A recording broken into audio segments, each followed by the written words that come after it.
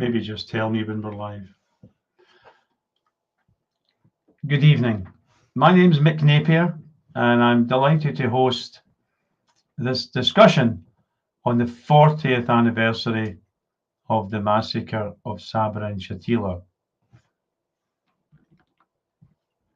Due to technical problems, the grim situation in Lebanon, a couple of our prestigious guests, amazing guests, will only be able to make their contribution via recordings. But we do have Ramzy Baroud, Palestinian author and the editor of Palestine Chronicle, here very much alive and coming into us from Seattle.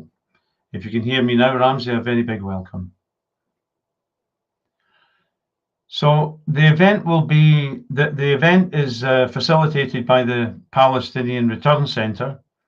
It's an online panel discussion on the Palestinian refugee plight and the 40-year wait for justice for the victims of Sabra and Shatila. We'll start with a short 4-minute video with some live testimonies of Sabra and Shatila survivors. You're hearing Palestinian voices, people who actually have direct experience of this story. Here are the 3 testimonies in a 4-minute video.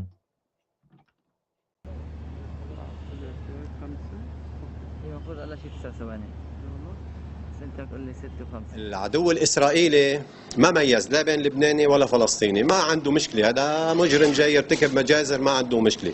هلا القوات اللبنانية كمان ليش ما ميزت بين الفلسطيني واللبناني؟ بالعكس كانت أشد فتكا وإجراما باللبناني أكثر من الفلسطيني. بيقولوا له أنت اللبناني شو عم تعمل هون؟ الجيش اللبناني الجنوبي جيش سعد لحد وهذا، والقوات اللي هي الآن فيها القوات اللبنانية اللي كانت إشاراتهم اللي فاتوا لعنا. فهون القوات اللبنانية لما ارتكبت المجزرة اخذي هويات وباسبورات ناس لبنانية ما رحمتهم، يقولوا لهم حتى أهاليهم البسطاء المساكين، يعني للأسف قلنا لهم ما حيميزوا ما حيفرقوا، لا نحن لبنانية ما بيتعاطوا معنا. أول ناس أخذوهم وقتلوهم عدموهم تحت وأخذون أهاليهم دفنوهم، ما كان يميز أبدا العدو الإسرائيلي. شغلة تذكرتها هلأ وما بنساها، بيت أم الفهد جيراننا على المدينة كنتهم كانت متخبية عنا بالبيت، جوزها ما عارفة عنه شيء، وكانت حبلة شهرة وبطنها قدامها. ولما صار هجموا إسرائيلية هربت هي، إحنا جينا على الملجأ، هي بدها تهرب على بيتها لفوق، لحقوها الإسرائيلية والله بطنها شقوا لها إياه 2 وطلعوا البيبي وشكوه على السنجة، يقولوا مخرب أو مخربة.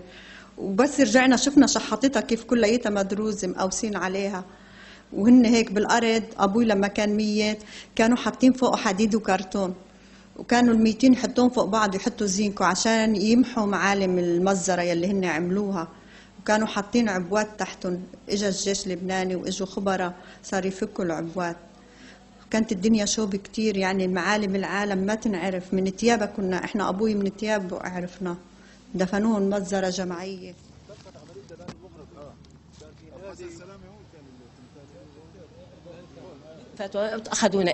اخذونا زي مسيره. لما اخذونا زي مسيره مشينا من، عم بختصر انا، مشينا من هون لعند مدخل مخيم شاتيله، صدقت في مجزره لانه شفت جابونا من صبرا زي مسيره، اخذوا الناس من عند ساحه صبرا ومشينا عند مدخل شتيله. اول مدخل هذا ما بنسى الحدث ابدا، مره منفخه بطن منفخ هنا على مدخل المخيم، اكلينها وهيك عاملينها وملان الشارع من الجنبين، وهن ماشيين بالنص واحنا على الطراف. مشونا لوين؟ لما مشونا يعني انا الحدث ما نسيته، لانه حتى ام واخواتي، اختي معها بيبي صغير، مشينا هون عند ما في قبل الحفرة. لما مشينا عند قبل الحفرة شفت رجال بيقولوا لي الدوخة، فالخينه رابطينه هيك ورابطين فيه حبال، وبنفس الوقت رامين وقاتلينه وهو بالاجره الاصطناعيه مرميه، ملان الطريق، حتى بسس، حتى قطط، حتى يعني شيء منظر اطفال. اختي الصغيره انا مسكتها كانت مع الصغيره، احط ايدها على عينيها، تقيم ايدها على عينيها تقول لي شوفي تفرجي هون عشان ما اخليها تشوف لها. عندما وصلنا عند تقريبا النجور عند منطقه هاي، اخذوا فصلوا الرجال عن النسوان، اخذوا الرجال النسوان خلونا نمشي لعند وين مقبره المزرعه، اخذونا عند هناك. لما اخذونا حتى الممرضين شيء، انا القتل قدامي ما شفت، بس شفت المستشهدين مش بالعشرات بالمئات. صار في اعتداء. انا كنت رافعه دعوه على شارون، وقالوا لي بتروحي على بلجيكا، قلت لهم بروح. ما بتخافي من اسرائيل؟ قلت لهم لا ما بخاف، انا بروح. ما عملوا لي باسبور على سبة رايحه احضر المحكمه، انا كان المحكمه الدوليه، بس هن غيروا القانون وغيروا المحكمه وكل شيء، بس علشان شو؟ يغطوا المعالم ويوقفوا قضيتنا، بس احنا قضيتنا ما بتنسى. Powerful voices and fighting voices, voices that will not be silenced. So tonight we follow those testimonies, as I mentioned earlier, with three others. More of Ramzy Baroud in a moment, but we have testimony from Mona Zukaria. She's a world-renowned journalist and author. Mona Zukaria was the first journalist who arrived on the ground after the Sabra Shatila Massacre took place. She's also worked as a field journalist for 10 years during the brutal civil war in Lebanon, and she received a World Journalism Award, from the Reuters Foundation. Our other recorded testimony tonight is by Yasser Ali, and we're delighted to have Yasser as well. He's born in Palestinian refugee camp in Lebanon of Tel Zatar. He was born in '69. He's a Palestinian journalist and a poet. Published his first book about his village in Palestine, A People and Its Protector, in 2004, and published his first poetry collection 7 years later, entitled Behind the Walls of Passion. Later on, publishing his second book entitled The Israeli Massacres Against the Palestinian People. That was published by Al Zaytoun Center for Studies and Consultations in Beirut.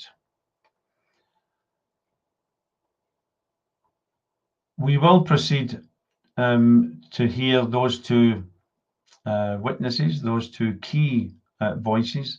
But first of all, we're going to talk to Dr. Ramzy Baroud. He needs no introduction to many of you.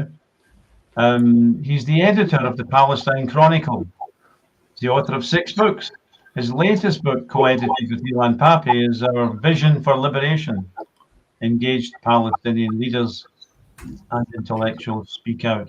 His other books, which I have on my shelf, include My Father Was a Freedom Fighter and Other Palestinian Testimonies in the Last Earth. Baroud's a non-resident senior research fellow at the Center for Islam and Global Affairs. Ramzy Baroud, a very big welcome to you from Northwest USA, sorry. Hi, Mick. Marhaban, assalamu alaikum, and good evening or good morning, depending on where you are in the world, to all of your viewers, and a big thank you to you and to the Palestine Return Center for shedding light on this very, very important issue. 40 years after the massacre of Sabra and Shatila, time should not be an element of forgetfulness. We should remember Sabra and Shatila more today than ever before, needless to say, because the criminals are yet to receive their due justice or to pay or to be held accountable for the crimes that they have committed, and also because the Israeli state continues to carry out similar crimes and massacres throughout Gaza and the West Bank. So this is why it's particularly important that we talk about Sabra and Shatila. An event like Sabra and Shatila should not be listed as an archival political or violent event that took place in the past. It's an ongoing event. When we talk about the ongoing Nakba, the ongoing catastrophe that began in 1947, 1948 in Palestine, and the destruction of the Palestinian homeland, and the expulsion of nearly 1 million Palestinians, and the destruction of their villages and towns in Palestine, we should also talk about the ongoing massacres, the ongoing Sabra and Shatila. The victim of these massacres remains the same, the Palestinian, and the victim of and the perpetrator of these massacres remain the same, the Israeli. And sadly, the same international community, so-called international community, with their international law, have failed miserably to impose any sort of accountability on Israel. Sadly, I was writing about Sabra and Shatila recently, and I went through some of the names of the people who were involved in the making of that massacre, and they lived long lives. The likes of Menachem Begin, who was the prime minister at the time. Not only Menachem Begin did not take any moral responsibility for that massacre, he actually blamed it on the Arabs. His famous sentence, quoted in the New York Times and many other newspapers, Goyim kills Goyim and they blame the Jews. So he made it actually look like if it's the mere mention of Sabra and Shatila, or Israel's accountability and responsibility for Sabra and Shatila, was considered in the minds of Menachem Begin an act of anti-Semitism.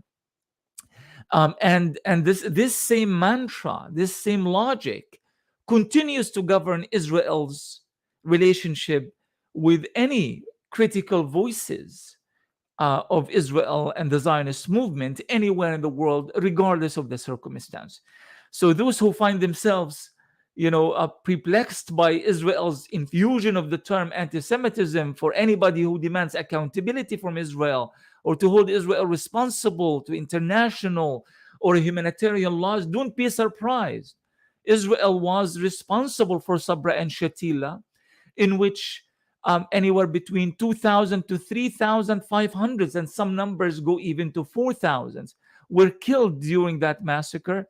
And yet Israel still denied any responsibility for that massacre and blamed Arabs for it, and blamed those who are critical of Israel for being anti-Semitic. Now, we know about the Kahan Commission. The Kahan Commission was an Israeli government commission that was, looked into what actually happened in Sabra and Shatila, and they concluded that Israel was indirectly responsible. Particularly, General Ariel Sharon was indirectly responsible. But if you read the specifics of that judgment, now many of us happily kind of quote that, saying, well, at least Israel claimed some kind of responsibility, albeit indirect. But if you actually read the details of that indictment, it's referred to Sharon's failure, for example, to understand the revenge culture that existed in Lebanon at the time. So in some strange way, they also blame the Arabs, and they, we are responsible because we fail to understand how revenge driven the Arabs are. So there is an element of racism involved here. So we have to be even careful on how do we even read the indictment of the Kahan Commission in 1983. And sadly, Sharon came, in 2001, returned to the political scene, not as an army advisor or a consultant to the government, but rather as the prime minister of Israel. So when Israel, and we see this happening quite often now within the context of the International Criminal Court, the ICC, when Israel says the ICC doesn't need to investigate what we are doing because we are capable of investigating ourselves. Well, okay, here is the outcome of here's the shining example of Israel's investigating itself by the Kahan Commission, where Sharon was asked to resign. He resigned. He returned to the scene as the prime minister. That's Israeli justice for you. So those who are counting on Israel investigating itself or appealing to Israeli courts and filing papers at the Israeli Supreme Court, please just spare yourself the time and the efforts. There will be no justice coming from Israel anytime soon. So what does that mean? Does this mean that there will be no justice coming to the Palestinians of Sabra and Shatila? It's been 40 years since this massacre happened. Many of the survivors have died natural deaths, of course, with their psychological but physical wounds as well. Many of those who were maimed and wounded, or survived, and they carried those wounds with them until they passed away. And many of them are still there, fighting with the same tenacity and the same determination, trying to expose what Israel has done to them with the help of its phalangist militias and allies in Lebanon. But we can't fail them. Dead or alive, we can't fail them. Not only because we owe it to them, we owe it to the survivors of the massacre and to the victims of the massacres to bring a measure of justice, but we also owe it to the Palestinians in Gaza, in the West Bank, in Jenin, in Beit Hanun, in Jabalia, in Khan Yunis, in Rafah. These are all massacres, and many of them are recent massacres in which Israel cannot claim that it was indirectly responsible. They cannot blame it on the Arabs and their culture of revenge. No, it was the Israeli soldiers, Israeli guns, Israeli firepowers, sustained and supplied and financed by the United States, of course, and other Western powers. But it was Israel that carried out these massacres. Some Palestinian survivors in the massacres of Beit Hanun and Beit Lahia and other massacres that took place since the Israeli war on Gaza in 2008-9, again 2012, 2014, and the most recent is the killing of the 49 Palestinians in the Israeli war on Gaza in of May, of this May, including the death of and the murder of 17 children. Some of the survivors have lost up to 21 and 22 and 25 members of the same family. I mean, this is Sabra and Shatila all over again. And the stories that are conveyed are so very similar. The complete disregard of human lives, the prevention of the survivors to reach proper medical care, the imposition of a siege on the targeted area, the exact same scenario that was repeated in Sabra and Shatila, or that was carried out in Sabra and Shatila, was repeated in Gaza, and preventing any proper international investigation of these massacres. And not just that, but rather blaming the Palestinians the same way they blamed the Arabs for Sabra and Shatila. They are also blaming Hamas, blaming the Islamic Jihad for these massacres by saying, listen, well, you are using residential areas to fire at Israel and we are retaliating. We are in a state of self-defense, despite the fact that all independent international investigations failed to show that any of these targeted areas were used by Palestinian fighters to fire rockets at Israel. It doesn't matter. Mainstream corporate media embraces the Israeli narrative as if it is the only and final truth. And once more, Palestinians are being blamed for their misery. In the case of Sabra and Shatila, the alliance that happened between the Phalangist militias and Israel was motivated by the killing earlier that year of Bashir Gemayel, who was the president of Lebanon, an ally with Israel. Later on, years later, it was discovered that Palestinians had nothing to do with the assassination of Bashir Gemayel. But this is irrelevant. Truth has nothing to do with how these massacres, how these events, how everything terrible that Israel does, how it's formulated, how it's carried out, how it's justified. the massive discourse of lies and half-truths and propaganda and hasbara that results from these events, and how it is sold to Western and other international publics. Truth is completely removed from any of this. I remember when I reported on the Jenin massacre in 2002. I wrote the book Searching Jenin, Eyewitness Accounts of the Israeli Invasion. I did not want to, I felt like what happened in Sabra and Shatila cannot be allowed to happen in Jenin. And I was involved in many interviews regarding some of the survivors of Sabra and Shatila. And what I discovered during these interviews, that these voices were never really allowed the needed space, the immediacy of conveying these narratives, and definitely blocked from any Western academic or mainstream media. So the idea was, let's go and report on what has happened in Jenin immediately. Let's get these testimonies out immediately, and let's publish on this issue before any other, whether Amnesty International, Human Rights Watch, or of course the massive Israeli propaganda and media conveys that story. But the result was this: we were not allowed to promote our work. We were blocked in every possible way. Corporate media did not want to talk to us. And not just that, whenever the massacre of Jenin is mentioned in the likes of Fox News, but even CNN, it is referenced as, remember how Palestinians lied about the massacre of Jenin, and the whole thing ended up being just a massive Palestinian fabrication.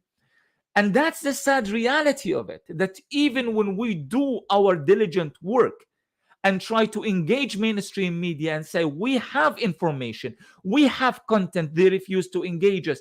And Jenin is now remembered as the Palestinian fabrication, the big Palestinian lie. And the reason being is that only 67 people were killed in Jenin. At least these are the names that I managed to record officially. Many missing, but that doesn't matter. Over 300 people were wounded in Jenin. The entire Jenin refugee camp was completely evacuated by Israel, and people were pushed in every possible direction. But you Palestinians cannot call it a massacre. I do not want to mention his name, but even pro-Palestinian voices, the man passed away, and I don't want to bring the issue to raise the issue now in the name of a person who cannot defend his position. But even pro-Palestinian British journalist, a journalist who went and he said, well, I was there during Sabra and Shatila. That was a massacre. What happened in Jenin was not a massacre. So that's the question that we Palestinians raised. What does it take to call an event, mass killings carried out by the Israeli army, to call it a massacre? How many Palestinians would have to be killed to call it a massacre? And if Jenin was not a massacre, and if Beit Hanun and Jabalia and Khan Yunis and Rafah and all of these events were Israel just doing what it does best, defending itself, what about Sabra and Shatila? Up to 3,500 people were killed in Sabra and Shatila. The people, the survivors of the massacre, are still there, giving us the exact details of what has happened. The Israeli besiegement of the refugee camp, the Israeli coordination with the Phalangist murderers who entered the camps and killed all of those people. The fact that the elders of the camp, and I have interviewed one of the survivors who explained this event, with the elders of the camp the camps went to the Israeli army at the checkpoint that was besieging the camp and implored them to break the siege so that the people may run away. Every single one of these elders were killed on the spot by the Israeli army. We have all the evidence, but justice is still delayed, and Israel somehow was removed from that moral, from the legal and political responsibility for the massacre, but it was given some share of the moral accountability by Israel itself for the reasons that I have explained earlier. So it is our responsibility not to forget Sabra and Shatila, not to forget the survivors of Sabra and Shatila and the victims, but to always associate with Sabra and Shatila with everything that has been taking place in Palestine itself. Because it is part of this, it's an episode in that is part of a larger, a much larger and more convoluted context of massacres and mass killings that began in Deir Yassin and many other Palestinian villages, Tantura, Beit Daras, in 1948, all the way to Qbayyak, also carried out by Ariel Sharon, mind you, in the West Bank, the killing of many Palestinians in the village of Qbayyak in 1953. 1954, the Kafr Qasim massacre carried out against Palestinian villagers, including 23 children, 47 victims, including 23 children, and every massacre that happened since, including Sabra and Shatila, and including everything that happened since Sabra and Shatila. We need to keep that context in mind. This is not an anniversary that we commemorate just to talk about that particular event in that particular context, but to talk about the mindset, the violent, savage mindset of the Israeli army, and the complete disregard of that savage, violent mindset by the so-called international community. And when I say international community, I am talking about the US-led so-called international community that ensures that Israel gets a free pass in everything that they do, from the United Nations and the veto, the use of the American veto, to preventing the survivors of Sabra and Shatila to go to a Belgian court and to hold Israeli war criminals accountable as they did in 2002. I'm going to stop here so that I don't exceed my time, and I look forward to the rest of this event. Thank you, Ramzy. The brutal massacre of Sabra and Shatila in context, not just that massacre is a Palestinian way of life, it's an Israeli way of life in perpetrating them, and Palestinians having to suffer them. We need the words of journalists, but sometimes you feel to convey this reality, you need the words of a poet. And we have a poet tonight, but he's not to read poetry. Yasser Ali was born in Tel El Zatar. He's going to speak to us now. A 12-minute video. Yasser Ali speaking to us from Lebanon, because it's impossible, given the shortage of electricity there and the unreliability of electricity. It has proven impossible for Yasser to speak to us live. But here he is on video. Yasser Ali from Lebanon.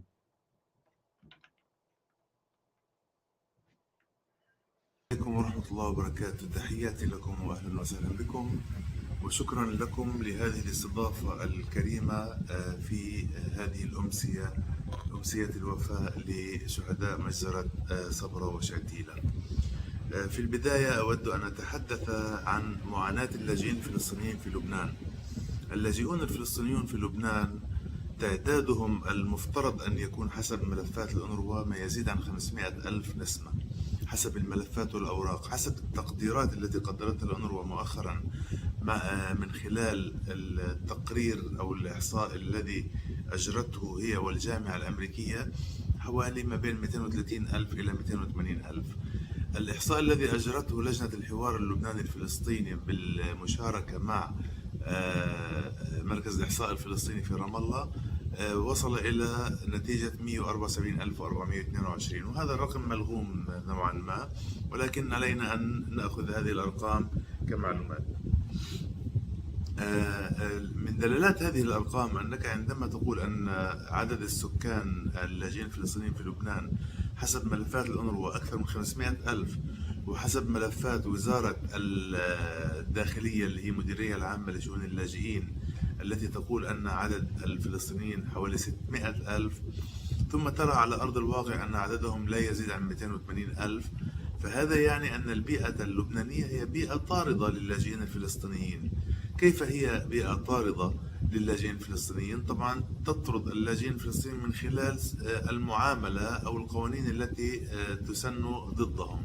على سبيل المثال يمنع الفلسطيني من حق التملك أن يتملك ولو عقار واحد في لبنان، وإنما إذا أراد أن يشتري هذا العقار يسجله باسم صديق أو يتركه معلقا بينه وبين بائع هذا العقار إلى أن يقضي الله أمرا كان مفعولا.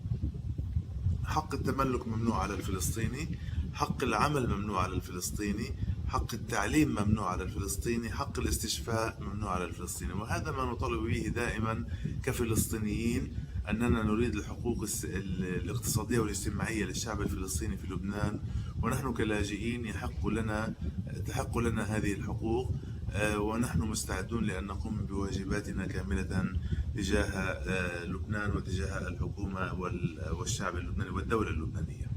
هذا من جهة معاناة اللاجئين الفلسطينيين. نسبة الفقر والبطالة تصل الآن، سابقا كانت في حوالي 56% بطالة 72% فقر، الآن نسبة الفقر والبطالة تجاوزت 80 و 85%. في مثل هذه الأيام من عام 1982 حصلت المجزرة بعد أن انتهت الحرب الأهلية، أو عفوا يعني وصلنا إلى مفصل من مفاصل الحرب الأهلية، وهو مفصل الاجتياح الإسرائيلي للبنان. هذا الاجتياح الذي وصل إلى بيروت، على حدود بيروت، وتم الاتفاق بين فيليب حبيب الوسيط الأمريكي ومنظمة التحرير الفلسطينية أن تنسحب منظمة التحرير بضمانة أن توجد قوات متعددة الجنسيات في هذا المكان في بيروت الغربية لتحمي اللاجئين الفلسطينيين على أبواب المخيمات، اللاجئين الفلسطينيين في لبنان. عند انسحاب منظمة التحرير وانتخاب بشير جميل، اعتبر بشكل أو بآخر، لا أدري كيف اعتبروا هذا، اعتبر المجتمع الدولي أنه لم تعد هناك حاجة للقوات المتعددة الجنسيات، فانسحبت هذه القوات المتعددة الجنسيات، وهي قوات فرنسية وقوات إيطالية وقوات أمريكية. هذه القوات الأمريكية والفرنسية والإيطالية انسحبوا من لبنان عبر البحر إلى السفن والبوارج التي يتبعون لها، ومجرد أن انسحبوا تم اغتيال الرئيس المنتخب بشير الجميل، ثم اقتحمت أو اجتاحت القوات الإسرائيلية مدينة بيروت. وفور اجتياح القوات الإسرائيلية لمدينة بيروت حاصرت بعض الأماكن وحاصرت المخيمات. قضية مخيم صبرا أو مخيم شتيلة وشارع صبرا، كيف حاصر الصهاينة؟ من يعرف الخريطة يعرف أن الصهاينة أخذوا مربعا يبدأ زاويته هي السفارة الكويتية، منطقة السفارة الكويتية تمتد عبر الأوتوستراد باتجاه المدينة الرياضية، وتنزل عبر أوتوستراد آخر باتجاه منطقة الرحاب. هذه المنطقة أصبحت منطقة مقفلة للجيش الإسرائيلي. في تلك الزاوية كان هناك مساكن الضباط الجيش اللبناني، سكن هناك أرييل شارون وهو كان وزير الدفاع، ووقف هناك ليراقب المجزرة. بدأت المجزرة من حي عرسان. حي عرسان هو الشارع المقابل للسفارة الكويتية، وبدأ بقتل الناس في محيط نادي الكرمل. نادي الكرمل هو الذي كان يضم الفدائيين الذين قاموا بعملية ميونخ قبل مجزرة صبرا شتيلة ب10 سنوات إلا 10 أيام. وهو هذا أمر حاول بعض الكتاب وأنا منهم ربط عملية مجزرة صبرا شتيلة بعملية ميونخ من خلال هذه المعلومات وهذه المدة، واعتبار أن المجزرة مخطط لها منذ 10 سنوات منذ عملية ميونخ وليس بنت لحظتها. الجيش الإسرائيلي حاصر المنطقة، أشرف شارون على المجزرة، أطلقت قنابل التنوير فوق شارع صبرا وفوق مخيم شتيلة لكي يتمكن المجرمون من القيام بهذه المجزرة، وكل ذلك بإشراف إسرائيلي. الذين جلبوا القوات اللبنانية وقوات سعد حداد اللي يعتبروا جيش العميل سعد حداد في جنوب لبنان، جاءوا إلى هذه المنطقة وارتكبوا مجزرتهم الشنيعة.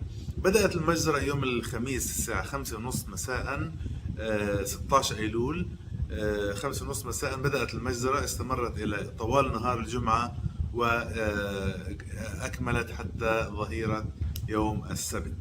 يوم الخميس بدأ القتل بالسلاح الأبيض بما توفر ومن يجدونه أمامهم. بدأوا بحي عرسان ثم نزلوا إلى شارع صبرا وهو الذي كان يسمى وقتها شارع أبو حسن سلامي، وكان هناك تمثال لأبو حسن سلامي قرب منطقة الرحاب، حيث الآن مقبرة المجزرة. هذه المنطقة ذهب منها المجرمون باتجاه داخل صوب مخيم شتيلة، ووصلوا إلى حدود مخيم شتيلة، وواجههم بعض الشباب بإطلاق بعض الرصاص، فانكفأوا وعادوا إلى ملجأ أبو ياسر، حيث ارتكبوا مجزرة فيها وقتلوا أكثر من 100 شخص، وملجأ آل المقداد، وشارع صبرا بامتداده على حدود مخيم شتيلة وأطراف مخيم شتيلة، ثم وحي عرسان. هذه المنطقة كلها التي جرت فيها عمليات الذبح والقتل. ثم في يوم الجمعة أيضا نزل مجموعة من المقاتلين المجرمين إلى مستشفى عكا، واتجه بعضهم الآخر إلى مستشفى غزة. مستشفى عكا في منطقة طريق المطار، ومستشفى غزة في آخر شارع صبرا بموازاة أو بالقرب من مخيم شتيلة. وبدأت هناك القتل المنظم والممنهج في الأماكن والاغتصاب وغير ذلك، وبقر البطون وغير ذلك. في اليوم الثالث دعوا اللاجئين الفلسطينيين إلى أن يأتوا إلى منطقة الرحاب لتجميعهم، وهناك أيضا اختطف عدد لا يقل عن 100 شخص فلسطيني، أخذوا في شاحنات الريو واختفى أثرهم. ومعروفة قصة أم عزيز الديراوي التي فقدت 4 شباب من أبنائها. الضحايا لم يكونوا فقط فلسطينيين، الضحايا مما يدل على أن الجريمة جريمة ضد الإنسانية وليست ضد الشعب الفلسطيني. الضحايا كانوا فلسطينيين، لبنانيين، سوريين، مصريين، جزائريين، باكستانيين، بنغال، وعدد من الجنسيات. والنسبة الكبيرة كانت الفلسطينيين ثم اللبنانيين ثم السوريين والمصريين. فهي جريمة ضد الجميع، والدول مطالبة أن تطالب بدم مواطنيها وتحاسب الكيان الصهيوني. يعني المجزرة أدت إلى مشاكل كبيرة، سواء كانت نفسية أو اجتماعية واقتصادية، على أهل مخيم شتيلة وعلى أهل حي صبرا أو شارع صبرا. وأيضا تم دفن الضحايا، والآن موجودة هناك مقبرة فيها حوالي 2000 ضحية حسب ما أفاد الصليب الأحمر اللبناني. جرت محاولات لمحاكمة الكيان الإسرائيلي ومحاكمة المجرمين الصهاينة، ولكن في النهاية لا ينظر المجتمع الدولي إلى الضعيف، بل ينظر إلى القوي الذي يطالب بقوة بحقه. وأيضا ذهبت بعض الدول إلى تغيير قوانينها من أجل أن تمنع محاكمة المجرمين الصهاينة. على سبيل المثال بلجيكا عندما رفعت سعاد سرور وإخوتها دعوة، وقام شبل الملاط وعدد من المحامين البلجيك برفع دعوة في بلجيكا، كان هناك مثيل لها في محاكمة بينوشي ديكتاتور تشيلي. عندما جاء الدور على ريال شارون وعلى المجرمين الصهاينة، تم تعديل القوانين البلجيكية من أجل تجنب محاكمة المجرمين الصهاينة. وأيضا تم تعديل هذه القوانين في أكثر من دولة أجنبية كي يقطع الطريق على المحاكمات التي كان يمكن أن تجري ضد المجرمين الصهاينة. الآن نحن نقف أمام مسؤولية أخلاقية للمجتمع الدولي، وليست مسؤولية قانونية فقط. المسؤولية الأخلاقية تقتضي أن يحاكم القتلة وأن يعوض الضحايا، لا هذا حدث ولا ذاك حدث. والآن نحن وقفنا أمام هذا الحائط المسدود، والمجتمع الدولي لا ينظر إلى ضحايا مجزرة صبرا شتيلة كما ينظر إلى ضحايا الحرب الروسية الأوكرانية. ونحن الآن نقف في مكان برزخي، لا يعني أن هناك أمل في المحاكمات، ولكن طالما نحن مصرون على مطالبنا، ما ضاع حق وراءه مطالب، وما ضاع حق وراءه من يقاوم من أجل أن يحصل حقوق شعبه وأهله ومواطنيه.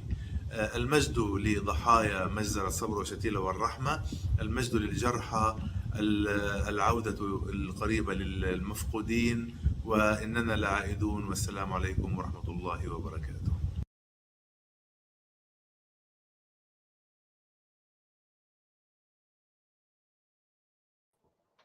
Thank you, Yasser Ali, for that testimony delivered under very difficult circumstances from Lebanon today. Our final testimony now comes from Mona Zukaria. I mentioned earlier, an award-winning journalist, and she was the first journalist to enter Sabra Shatila following the Israeli mass killing, or the Israeli organized mass killing of Palestinians, and I've just learned many others. Mona Zukaria, and then we'll come back and hear more from Dr. Ramzy Baroud. للجميع، مساء الخير للقائمين على مركز العودة الفلسطيني ولجهودهم المستمرة من أجل فلسطين.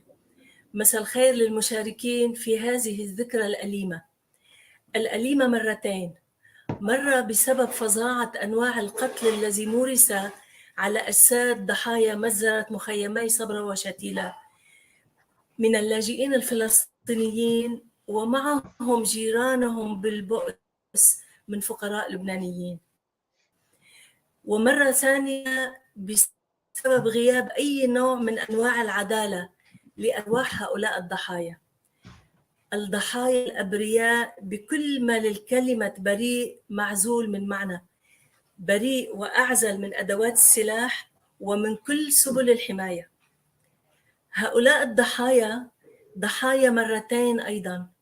في المرة الأولى لأنهم اقتلعوا من أرضهم فلسطين وفقاً لمخطط الصهيوني الإجرامي الإحلال العنصري فصاروا لاجئين، ومرة ثانية لأنهم لاجئون ويجب وفقاً لمخطط شارون والصهيونية عينه اقتلاعهم مجدداً، وأيضاً بقوة المجازر والإرهاب الذي هو عمود الأساس للفكر الصهيوني. ضحايا مجزرة مخيمي صبرا وشتيلة قبل 40 عاماً في مثل هذا اليوم من العام 1982 كانوا قد ناموا على وعود أمريكية. أمريكا الحليفة والداعمة والمتبنية للعدو الإسرائيلي ومشاريعه، هذه الوعود الأمريكية قدمت للقيادة السياسية الفلسطينية بعدم الاقتراب من المدنيين سكان المخيمات، بعد أن أنهت ترتيبات الأمريكيين ترحيل تلك القيادة السياسية من لبنان، ويمم حاملو السلاح من الفصائل الفلسطينية البحر جهة لأسفارهم وارتحالاتهم الجديدة. كانت وعوداً تشبه تماماً تكليف الذئاب حراسة الغنم. ثمة أسئلة في الذكرى 40 تتجاوز الفجيعة والصدمة وإحياء المناسبة السنوي، وأن كان نفع إحياء المناسبات كبيراً لأنه إحياء للذاكرة وتحفيز العقول بالوعي لمخاطر خطط هذا الفكر الصهيوني الإجرامي، ولشحن النفوس بالغضب من ممارساته إلى أن يحين تحرير كامل تراب فلسطين. أسئلة من نوع: لماذا لم تشهد المجازر أو تنل المجازر بحق الشعب الفلسطيني وهي عديدة منذ ما قبل نكبة 48 أي مطالبة بالعدالة للضحايا، خاصة أن القاتل معروف بالاسم والسلاح الذي استخدمه وتواريخ ارتكابه المجازر والأمكنة الجغرافية التي نفذ فيها جيش العدو الإسرائيلي وعصاباته من هاجانا وشترن وغيرهم معروفة أيضاً، خاصة أيضاً أن الضحايا من الشعب الفلسطيني معروفون بالأسماء وبأنواع القتل الذي مورس بحقهم والأماكن التي قتلوا فيها. لماذا لم تلجأ القيادات والهيئات والمؤسسات والأحزاب والقوى المدنية من الشعب الفلسطيني ومن مؤيديهم ومناصريهم والمدافعين عنهم إلى المحاكم الدولية؟ أسئلتي ليست ساذجة، مع أنني وإننا نعرف جميعا الجواب. إنه الانحياز الدولي من القوى الكبرى المؤثرة إلى إسرائيل بكل وسائل الدعم والتستر على ارتكاباتها، بدءا من قرارات الأمم المتحدة حبيسة القبضة الأمريكية. ولكن هل علينا أن لا نقدم؟ نرجو الاستفادة من توضيحات أهل القانون في هذا المجال وأهل السياسة طبعا، لأن أولا وأخيرا القرار سياسي. أما أنا فسأحكي عن مجزرة صبرا وشتيلة بصفتي المهنية في الصحافة المكتوبة. لم يكن قد مضى على دخولي عالم مهنة الصحافة المكتوبة سوى أشهر معدودة قبل اجتياح إسرائيل للبنان العام 1982. حصل الاجتياح وبدأت طلائع شدة عنفه تتصاعد لحظة بلحظة. كان ذلك بعد ظهر يوم 4 من حزيران 1982. بالنسبة لنا نحن الناس العاديين كان اجتياحا مفاجئا، لكنه خلف الكواليس لم يكن كذلك.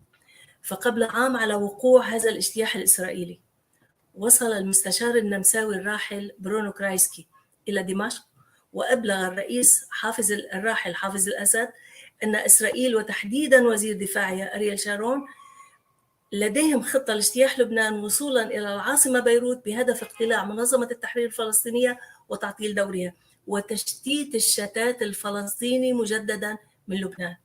فكان أنطار الرئيس الأسد إلى الرياض، والتقى ولي العهد يومها الملك لاحقا الأمير الراحل فهد وأبلغه بمعلومات كرايسكي.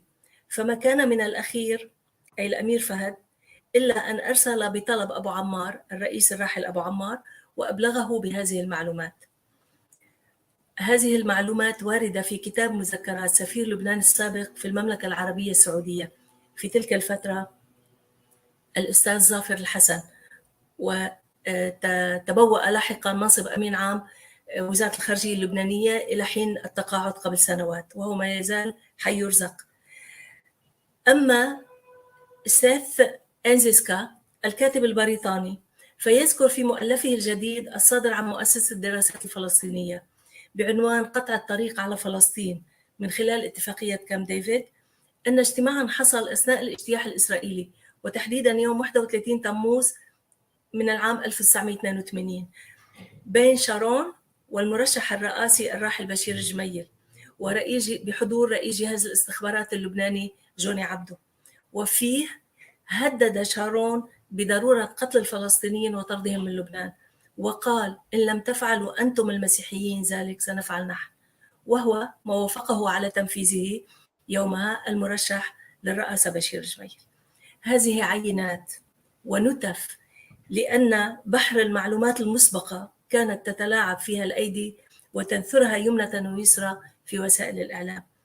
إذن هم كانوا يعلمون ولا إضافة. بقيت في بيروت وقد مسني شعور عدم الخوف من الموت وأنا أشاهد الدبابات الإسرائيلية تدخل العاصمة بيروت. قبلت تحدي نفسي للقيام بواجبي المهني والوطني والإنساني والقومي والأخلاقي والديني من أجل فلسطين ضد هذا العدو المحتل. حصل الذي حصل وتراكمت المفاجآت سريعا لتتوج تلك المرحلة العصيبة بمجزرة ارتكبها جيش الاحتلال الإسرائيلي وعملائه من ميليشيا القوات اللبنانية في مخيمي صبرا وشتيلة، وعلى مدى أيام 3 بدأت من ليل 15 أيلول سبتمبر إلى 18 منه. شكلت المجزرة الصاعقة بكل تفاصيلها الوحشية خاتمة لمرحلة من الانهيار وفاصلا جديدا بين ضمير متروك وضمير مأزوم وضمائر ما تزال جينات العدالة في تكويناتها نائمة.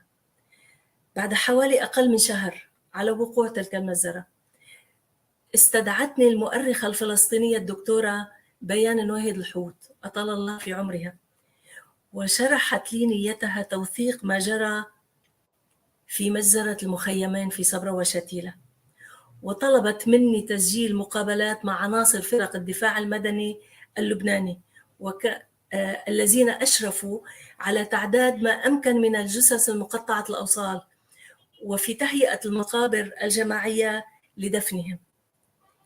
يومها وبعد وصول أمين الجميل إلى سدة الرأسة في لبنان تم إعلان حالة الطوارئ والرقابة على الصحف المكتوبة ووسائل الإعلام المسموعة، لأن المرئي لم يكن منتشرا بعد، وكانت المحطة المرئية الوحيدة التلفزيون الرسمي التابع للدولة اللبنانية.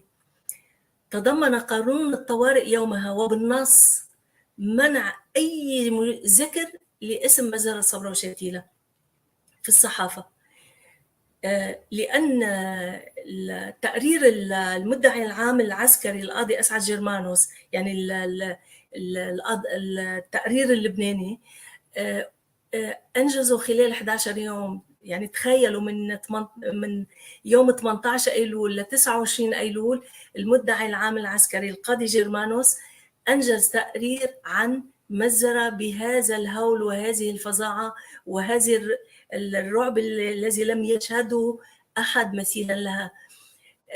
وتكتم على التقرير ورفض نشره، ولكن صحيفة يديعوت أحرنوت أخذت مقتطفات منه، لأن يعني كانت الحالة الكتائبية القواتية المتحالفة مع إسرائيل موجودة من رئيس الجمهورية إلى أصغر مسؤول،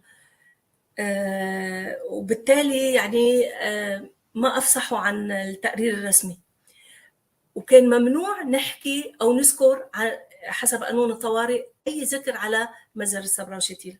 بالرغم من كل هذه الأجواء المتوترة والغامضة، أخذت على عاتقي مهمة تسجيل المقابلات مع هؤلاء العناصر من الدفاع المدني وعما شاهدوه وعن أفظع حادثة مرت خلال عملهم، لأنني بصراحة كنت عم بسأل كل العناصر اللي التقيتهم ومدراء كل فرق الدفاع المدني، وكان عددهم 11 فريق دفاع مدني. الفرق كنت أسألهم بطريقة مواربة حتى ما ينأذوا، لأنه إذا بدي أقول لهم بدي أحكي معكم عن مزار صبرا وشتيلة وهن بيعرفوا أن قانون الطوارئ مانع، ممكن يقولوا لا. فأنا دخلت من باب احكوا لي عن تجربتكم، ليكون سؤالي المشترك هو أفظع شيء شفتوه بتجربتكم. وكان جواب الكل سوا إنه اللي شفناه بمزار صبرا وشتيلة ما شفناه بحياتنا، عن الأجساد المقطعة بالسواطير، الرؤوس كامل الأبدان المشوهة، الأجنة، البطون النساء الحوامل. على كل حال الصورة عما حصل بتلك المزرعة صارت متداولة كثيرا. شهادات هؤلاء العناصر أوردتها المؤرخة الدكتورة بيان وائل الحوت في كتابها المرجع عن هذه المزرعة، وعنوانه صبرا وشتيلة أيلول 1982، وصدر بعد أعوام وأعوام وتعب وجهد شخصي وعلى عاتقها الشخصي عن مؤسسة الدراسات الفلسطينية ب802 صفحة وباللغتين العربية والإنجليزية. كي لا ننسى مزرة مخيمي صبرا وشتيلة، وكي لا نقع في أفخاخ التطمينات الكاذبة، ولكي لا تبقى المجازر والتطمينات وقودا لضحايا فلسطينيين جدد، على الجميع الانتباه للساحة الفلسطينية في الداخل وتطهيرها من قذارات التنسيق الأمن الرسمي في خدمة العدو الإسرائيلي ومخططاته. لكم مني كل الشكر والدعاء بنجاح أعمالكم في مركز العودة الفلسطيني وتحقيق نواياكم، وشكرا لكم.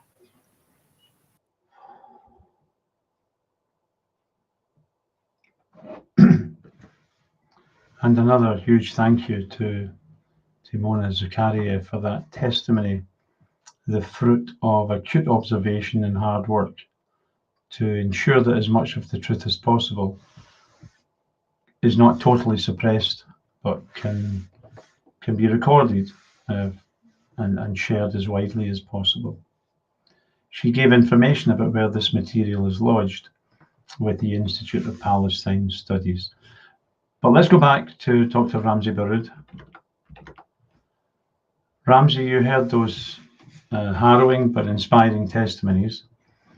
Part of the title for this talk is includes the notion of justice and the denial of justice. 10 years ago, we organised up in Scotland a tour for a nurse who was in Sabra Shatila, Ben Alofs, a Dutch nurse who's now a doctor in Wales. and he gave his testimony about Israel supplying the floodlights, blocking Palestinian routes of escape, and giving the killers every encouragement. I can't remember the exact date, but there was a UN visit to Beirut at that time. And Chomsky mentions in a footnote to his great book, The Fateful Triangle, that Israeli artillery shelled the center of Beirut at precisely 2:42 and 3:38. You know the numbers, you know the resolutions that refers to, killing Lebanese and Palestinians in order to send a message to the UN of contempt and a readiness to massacre and carry on massacring. Ramzy, your thoughts about after listening to the two testimonies by the poet and the journalist? Of course, the great admiration of these incredible people. I mean, just they are not throwing their hands in the air saying that nothing can be done, justice will never be delivered. I mean, they are talking about it with the same kind of urgency and the determination that I'm sure that they have talked about it all of these years ago. And I think this really shows you the resilience of the Palestinian people, individually and collectively. And I think this is one of Israel's biggest problems. And this is why, in my opinion, Israel targets Palestinians as civilians. I mean, we look at the whole issue of targeting Palestinians as people, as civilians. From a legal perspective, it's a violation of international law. These are war crimes, the crimes of genocide, the crimes against peace, crimes of aggression, and all the legal lingo that comes with this sort of crimes. But we rarely actually pause to ask the question, why does Israel attack civilians? What's the point? I mean, is there a strategic military value in killing 3,000 or 3,500 or 4,000 Palestinian refugees in Sabra and Shatila? What was the military strategic value in that?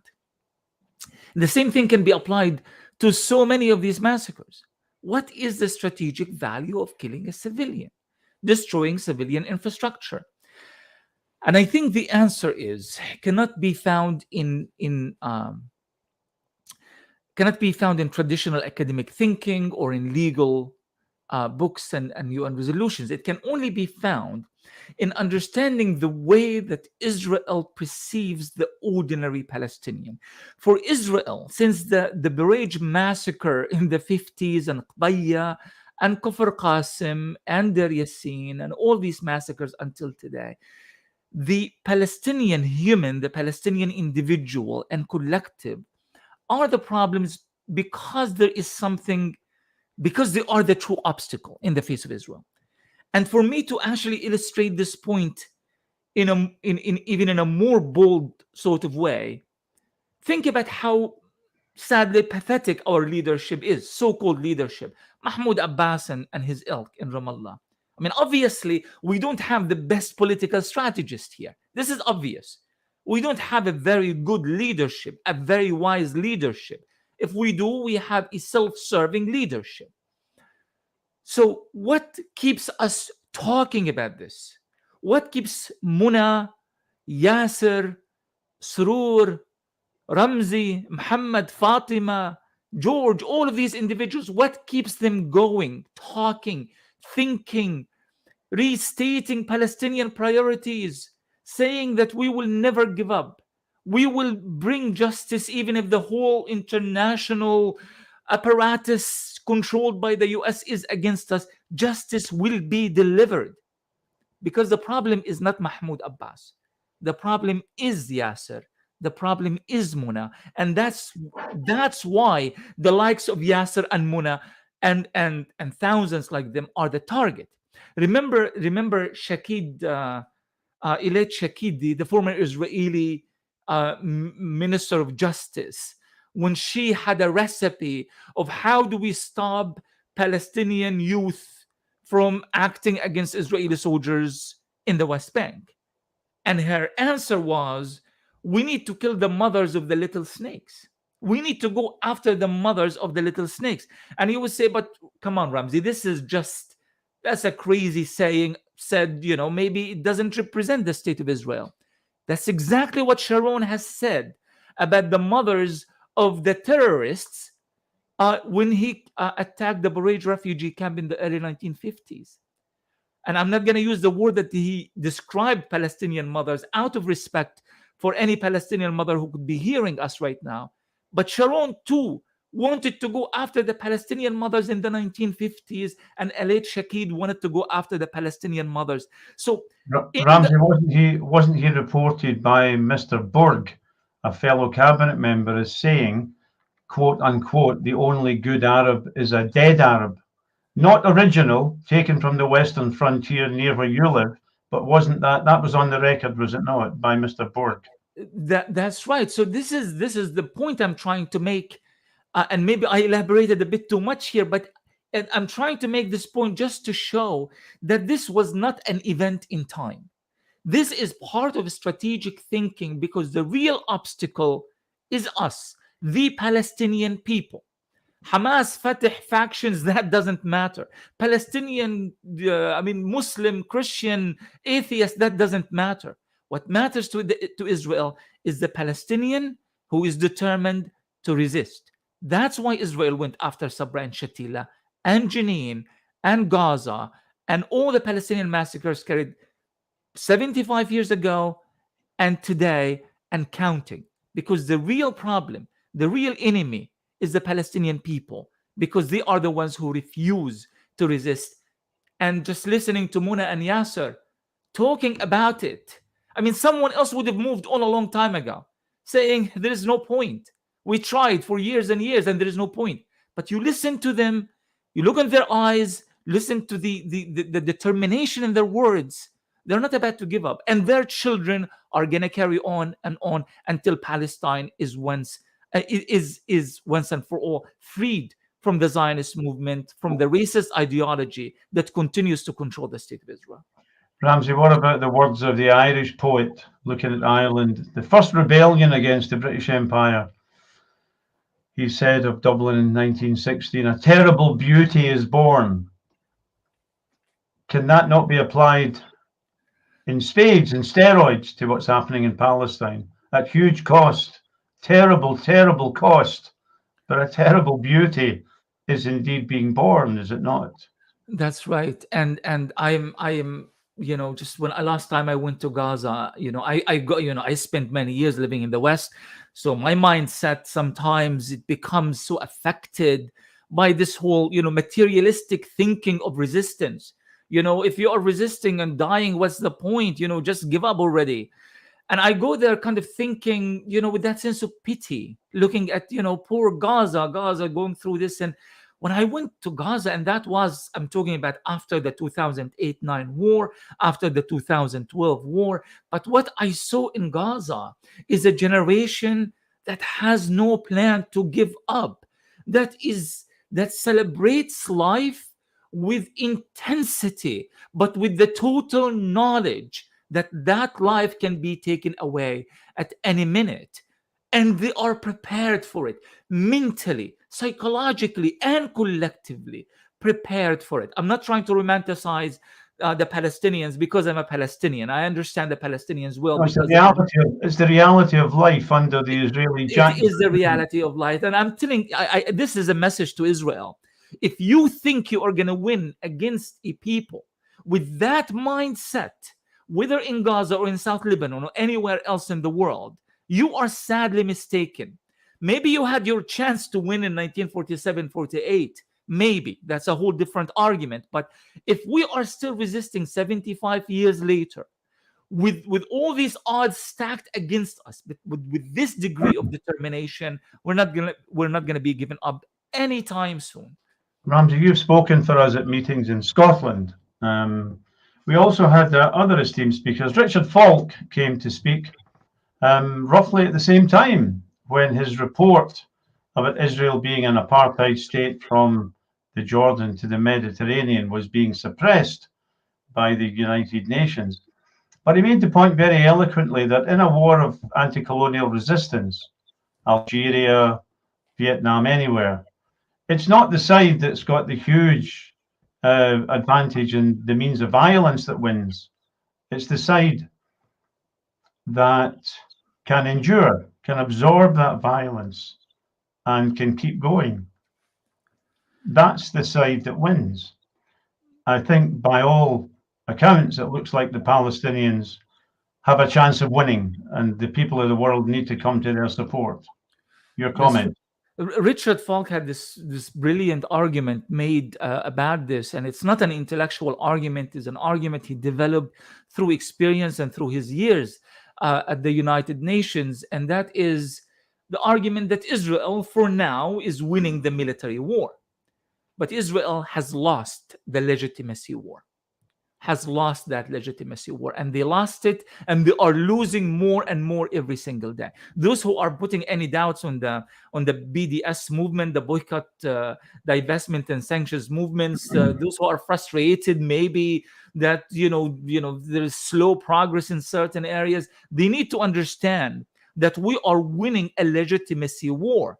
And that is a war that takes years and years in the making. And there will be a critical mass, and there will be a turning point, and there will be a paradigm shift. But we need to keep winning that legitimacy war. And according to Richard Falk, that no nation in the history of national liberation movements throughout the 20th century that won the legitimacy war that did not eventually win its liberation and its freedom. So this is the war that we need to fight. This is why Sabra and Shatila is important. This is why memory is important. This is why these kind of discussions are important, because they are helping us win the legitimacy war. And this is, again, not wishful thinking. This is real, tangible experience that Richard Falk, one of the wisest and most astute intellectuals on Palestine of any period, have gleaned from his experiences of years and years of experiences at the United Nations, that everything that the US has done and all the conspiring against Palestine and the Palestinians, not just at the Security Council, but at the General Assembly, and all the institutions from UNRWA to UNESCO to all the UN-related institutions, they have failed, and Palestinians continue to win the legitimacy war. And that should remain our focus until that paradigm shift is finally attained. Ramzy, do you think that there's an understanding in Palestine, there's an understanding of so much, but do you think there's an understanding that through their struggle, through the nature of that struggle against overwhelming odds, that although they cannot at the moment defeat the Israelis militarily, the Palestinians have won a key aspect of the struggle, which is for international public opinion, not public discourse. If we open our mouths, we are threatened with all sorts of punishments. But when you measure what people actually think, and when you see that the European Union apologized to Israel once for the opinions of Europeans and guaranteed Israel that those opinions wouldn't influence policy, do you think that understanding is widespread in Palestine, that they have succeeded in putting Israel into a ghetto worldwide? I think that understanding is building up or has been building up for years. Let's not forget that the kind of isolation that Israel has imposed on Palestinians, and sometimes when you feel, just imagine a scenario that many members of my family and myself, when I lived in Palestine, have experienced. When you are under attack, when there's white phosphorus pouring down on your neighborhood, when snipers are stationed all around you, and this is happening day after day, and you keep thinking the world is going to come to our rescue. It's going to happen. The Arabs will come. The international community is not going to be silent about this. It's going to happen any moment now. And eventually they don't really find immediate, tangible difference. And then they carry on living under that same siege. I can't blame Palestinians if they feel that the international community and that people around the world don't feel their pain.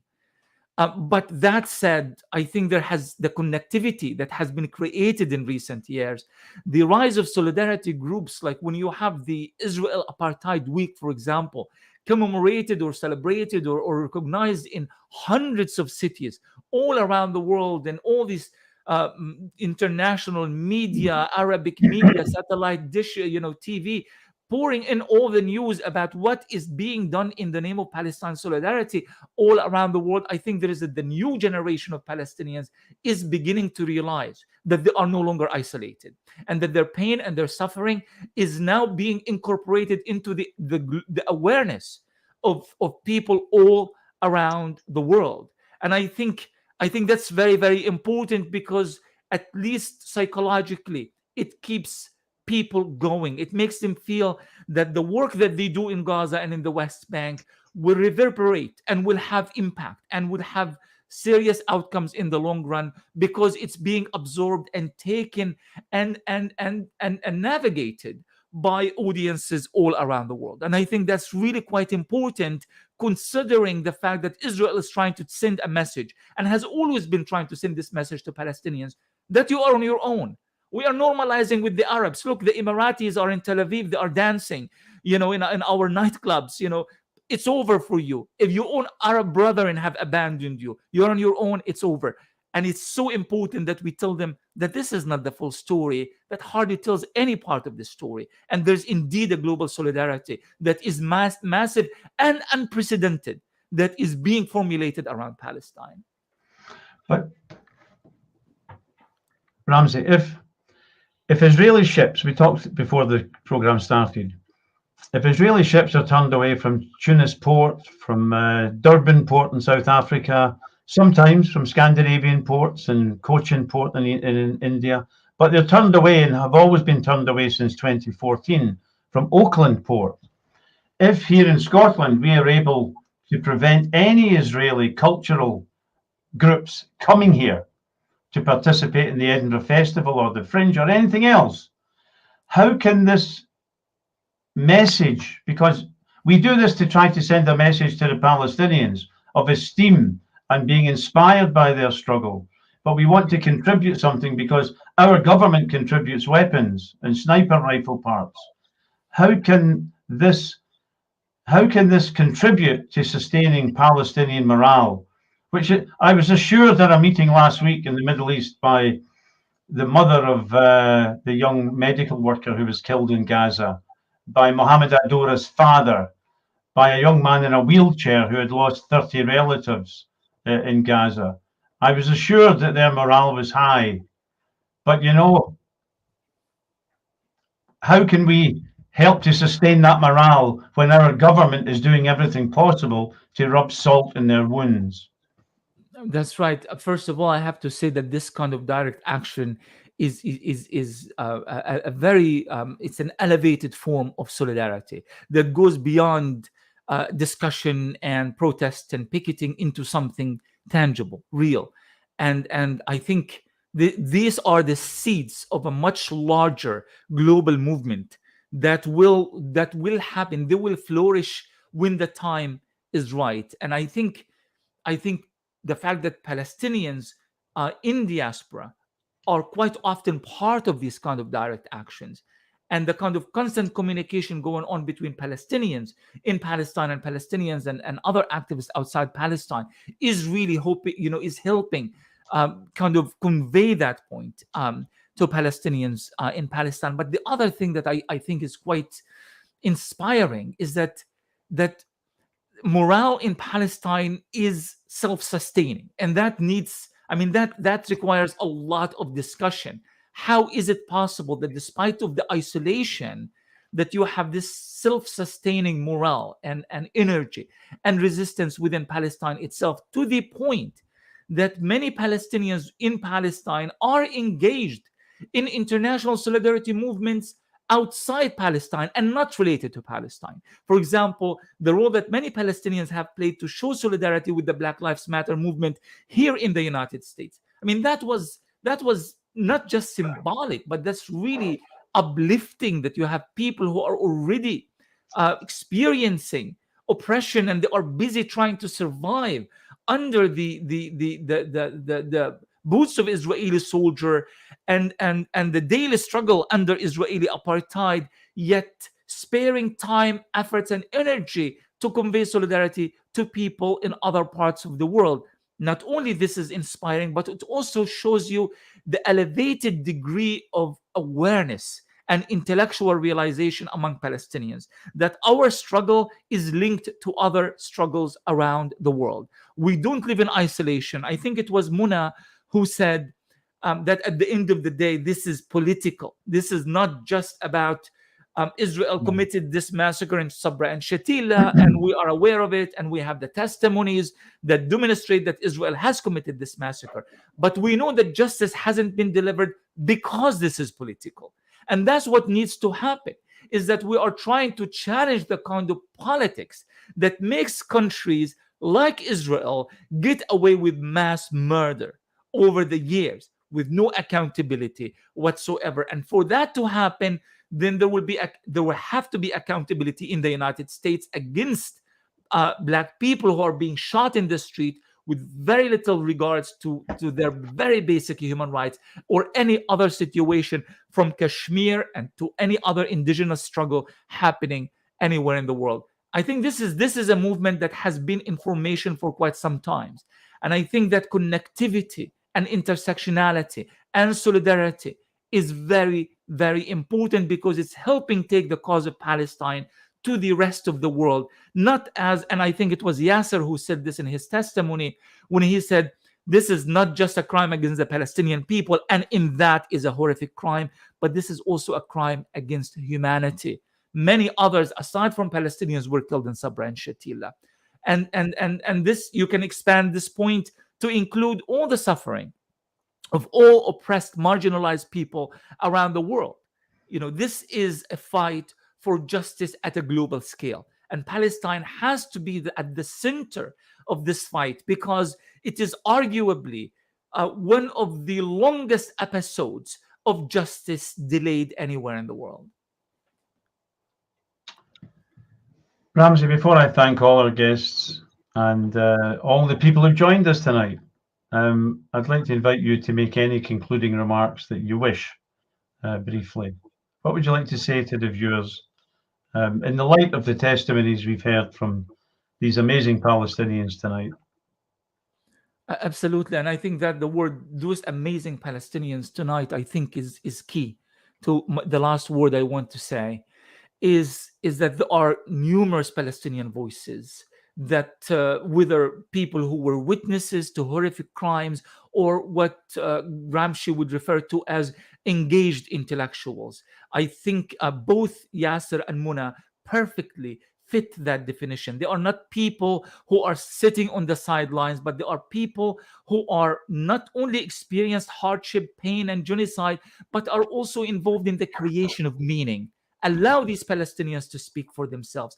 Give them platforms, give them the stage, and let them talk about the suffering, the struggle, but also the hope and resistance and aspiration of their own people. And let's not make Sabra and Shatila an event that is commemorated once a year, but let's make Sabra and Shatila in our hearts and minds on a daily basis as part of the larger context of Israeli crimes committed against the Palestinian people in Palestine and around the Middle East. Thank you, Ramzy. Ramzy Baroud, author and editor of the Palestine Chronicle. It's been a great pleasure having you, speaking from the heart of the beast in the USA. And thank you to all the people who've joined us for this not passive commemoration of a past atrocity, but of a point in the narrative of Palestinian life and struggle, of massacre, which continues unbroken until the present day. And future massacres are doubtless being planned even as we speak. So we have no choice. It's the time we're alive. We have to take sides. Not taking sides is an action. You have to take sides to stay clean when our government is selling sniper rifle parts to the Israeli military. Thanks to the great work of the Palestine Return Centre. Thanks to all our guests, Ali, Muna, and Ramzy. The videos of the contributions tonight will be available on the PRC website, on their YouTube channel, and on their Facebook page. And you don't have to be a genius to find these things on social media. Palestine Return Centre, YouTube, and Facebook.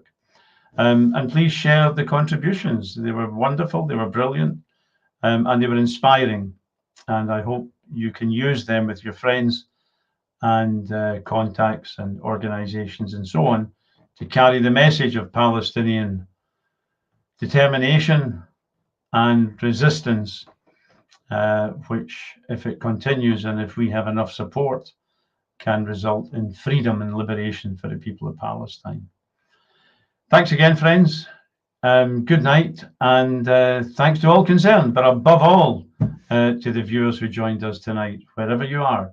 Let us continue to struggle, because a dark message goes out from our governments to the people of Palestine that they're worthless and they can never succeed against the Israeli machine. We need to join with them to assert the countervailing message that South African apartheid was crushed. People in Mississippi, black and white people, can sit in the same cafes where it was banned before. And one day, indeed, the dark shadow of apartheid will no longer fall over Palestine. Freedom's coming. Let's play a part in it. Good night, everyone. Mick Napier here from the Scottish Palestine Solidarity Campaign, honoured to chair this event facilitated by the PRC in London. Good night.